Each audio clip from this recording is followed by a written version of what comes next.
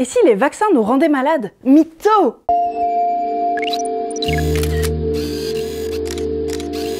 Oh là, tout doux. Déjà, c'est quoi un vaccin? Eh bien, c'est une substance inoffensive qu'on nous injecte pour stimuler notre système immunitaire. Par exemple, voici Framboisine. Je veux l'empêcher d'attraper la coqueluche, une dangereuse maladie des poumons. Elle est due à une bactérie nommée Bordetella. Pour ce faire, le médecin va injecter dans le sang de Framboisine des tout petits bouts de la bactérie. Ils ne représentent aucun danger pour elle, mais vous allez voir ce qui va se passer. Ces morceaux vont se balader dans le corps de Framboisine jusqu'à tomber sur des cellules immunitaires, ces microscopiques soldats qui montent la garde pour ne pas qu'elle tombe malade. Ils vont voir ces vieux bouts de bactéries passer et vont croire à une vraie invasion. Oui, ils sont pas très fut-fut. Alors ils vont sonner l'alerte et demander des renforts à leur chef. C'est ainsi que le système immunitaire de Framboisine va se mettre à fabriquer plein de snipers, des soldats spécialisés dans la lutte contre cette bactérie spécifique. Là, c'était une fausse alerte, ouf, repos. Mais dorénavant, si Framboisine croise une personne atteinte de coqueluche et que la bactérie s'introduit dans son organisme, eh bien ces snipers se réveilleront tout de suite et iront dégommer les ennemis séance tenante. Et elle ne tombera pas malade, le vaccin la protégera pendant des dizaines d'années. Voilà comment fonctionne un vaccin de façon très générale. Il y a plein de variantes, mais je vous épargne les détails. Ce genre de pratique remonterait au Xe siècle en Chine. Pour vous protéger de la variole, on récoltait des croûtes d'une personne malade, on les pilait et on vous soufflait cette poudre dans les narines. Paraît que ça remplace bien le parmesan sur les pâtes aussi. Mais il faudra attendre 1796 pour que le premier vrai vaccin soit inventé par le médecin anglais Edward Jenner, le Kardashian méconnu. Pour ce faire, il prélève du pus sur la main d'une malade atteinte de la variole des vaches, ou vaccine, puis il va tartiner ce pus sur le bras d'un petit garçon de 8 ans. Quelques semaines plus tard, il expose son cobaye au virus de la variole et, surprise, le garçon ne tombe pas malade. Ainsi naquit le tout premier vaccin. C'est peu ragoûtant ces histoires, heureusement que les vaccins sont moins folklore aujourd'hui, il n'empêche que c'est quand même vachement pratique. Il en existe contre toutes ces maladies et même d'autres. Ils nous ont permis d'éradiquer la variole, merci Jenner,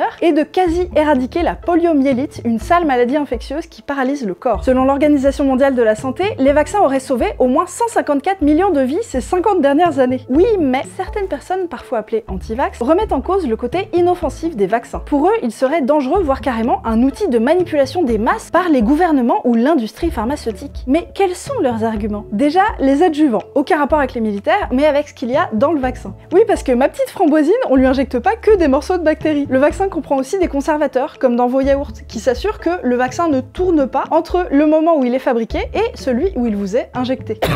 Tu pues, Framboisine. Mais il contient aussi des adjuvants qui aident à booster le vaccin en renforçant la réponse immunitaire. Parmi ces adjuvants, on utilise souvent des sels d'aluminium. Seulement voilà, certains chercheurs soupçonnent cet aluminium d'être à l'origine d'une maladie très rare, la myofasciite à macrophages, caractérisée par des symptômes grippaux comme de la fièvre ou de la fatigue. L'aluminium des vaccins aurait-il provoqué cette maladie? La question a été prise très au sérieux par les autorités de santé qui ont fouillé la littérature scientifique et lancé de nouvelles études sur le sujet. Elles sont unanimes, que ce soit l'Agence nationale du médicament, l'Agence française de sécurité sanitaire des produits de santé, l'Académie de médecine ou encore l'Organisation mondiale de la santé, toutes concluent que mon prompteur est trop lent.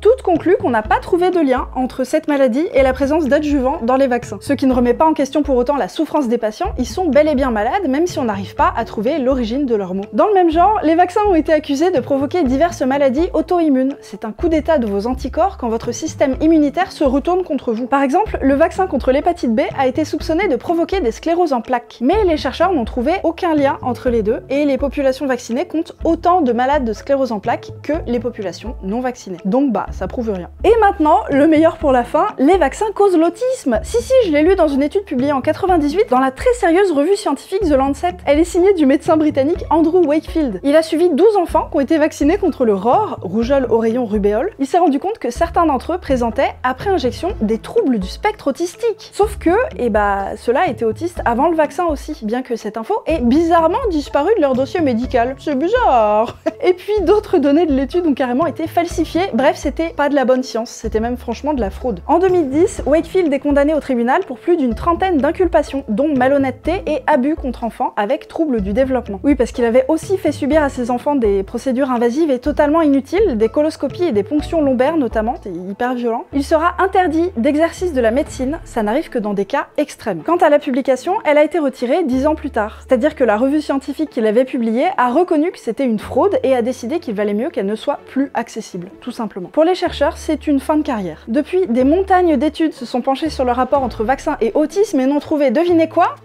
Aucun rapport. Y compris des chercheurs danois qui ont épluché des dossiers médicaux de plus d'un demi-million d'enfants. Mais le mal était fait. L'étude a déclenché un vent de panique auprès du grand public, les taux de vaccination ont chuté drastiquement dans certains pays et provoqué par la suite des flambées épidémiques. Et oui, si vous êtes plus protégé, vous tombez plus facilement malade et propagez la maladie autour de vous. D'où l'utilité de se vacciner pour se protéger soi-même et ses proches. Pour résumer, l'aluminium des vaccins provoque une maladie rare, la myofasciite à macrophages. Faux, à ce jour, aucun rapport n'a été trouvé entre les deux. Les vaccins causent tout un tas de maladies auto-immunes. Faux, là encore, aucun lien n'a été mis en évidence par les études sur le sujet. Le vaccin contre la rougeole rend autiste. Toujours faux, ça venait d'une étude qui est une véritable fraude. De toute façon, les vaccins sont tous testés avant d'être mis sur le marché pour s'assurer qu'ils ne soient pas dangereux, même si on peut bien sûr avoir quelques effets secondaires. Pendant que notre corps fabrique ses snipers, on peut se mettre à avoir de la fièvre, avoir un petit peu mal à l'endroit de la piqûre. Il y a parfois des effets secondaires graves, mais ils restent très rares. La vérité, c'est que les vaccins sauvent des vies tous les jours. La désinformation vaccinale, elle, nous met en danger. Les études le prouvent, même récemment avec le Covid-19. Les gens exposés à des fausses informations sur les vaccins vont moins se faire vacciner, ce qui peut entraîner des flambées épidémiques derrière et donc représenter un vrai risque pour tout le monde. Moralité,